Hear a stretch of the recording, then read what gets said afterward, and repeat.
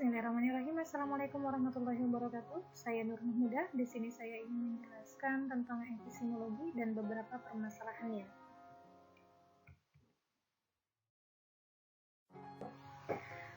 Untuk pemahaman, mari kita kenali pertama kali yaitu epistemologi berasal dari bahasa Yunani yaitu episteme yang berarti pengetahuan dan logos berarti ilmu.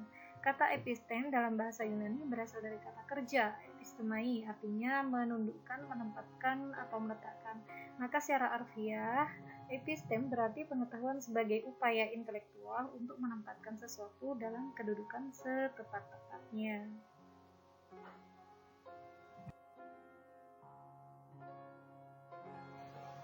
Epistemologi merupakan salah satu cabang filsafat yang mempersoalkan masalah hakikat pengetahuan yang meliputi teori pengetahuan, teori kebenaran, dan juga logika.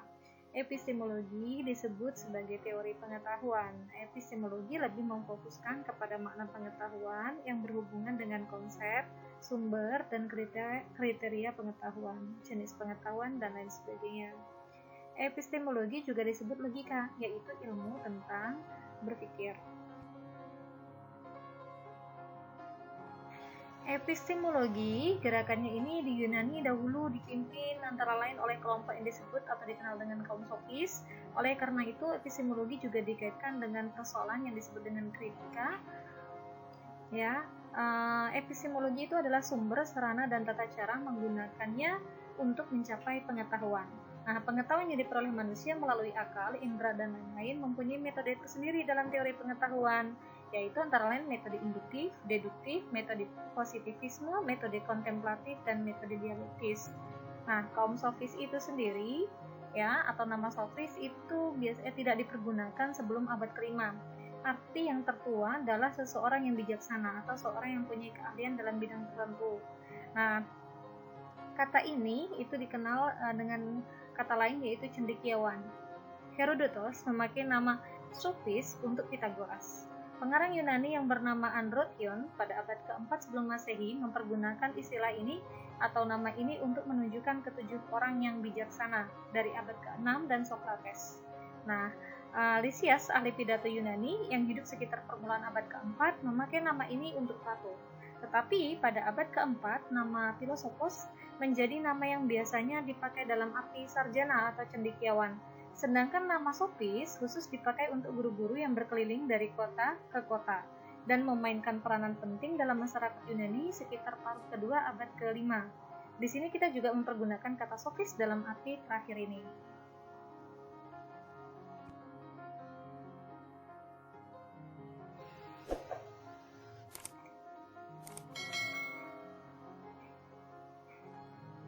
Pentingnya epistemologi. Nah, makna pengetahuan yaitu di mana pengetahuan harus memiliki atau mempunyai kepastian bahwa apa yang dinyatakan di dalam pengetahuan tersebut adalah pernyataan-pernyataan yang sesungguhnya memiliki nilai kebenaran.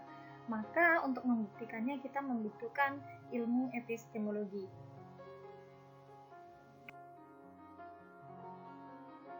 Metode-metode untuk memperoleh pengetahuan. Ada metode empirisme, ada metode rasionalisme. Misalnya rasionalisme. Rasionalisme ini sebagai pengetahuan yang deduktif. Pengalaman merupakan pelengkap bagi akal. Nah, rasionalisme mengatakan bahwasanya sumber daripada pengetahuan itu adalah akal. Maka pengalaman hanya sebagai pelengkap saja. Sedangkan berbeda dengan metode empirisme yang mengatakan bahwasanya pengalaman merupakan sumber daripada pengetahuan. Walaupun ada kelompok lain pengembangan daripada aliran empirisme atau metode empirisme yaitu empirisme radikal yang mengatakan bahwasanya pengalaman ini memiliki makna ganda. Kemudian berikutnya adalah metode fenomenalisme yaitu ajarannya Kant, sebab akibat atau hubungan sebab akibat. Itu tidak dapat dipahami. Kemudian dia mengatakan menjelaskan tentang bentuk-bentuk pengetahuan. Nah, pengetahuan itu juga menurutnya itu adalah pengetahuan diskursif dan intuitif. Kemudian pengetahuan intuitif itu juga tidak dapat diberitahukan untuk menurut ajaran Kant.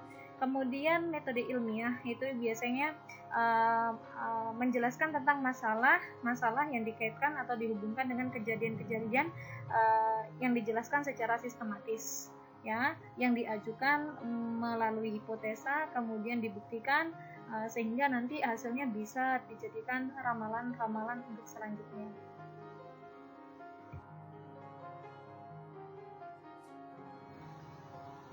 Ya, itu tadi penjelasan saya tentang epistemologi dan beberapa masalah epistemologi.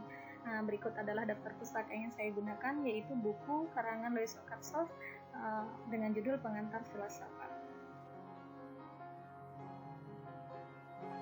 Terima kasih sudah menonton. Jangan lupa subscribe, like, dan share, serta komentarnya.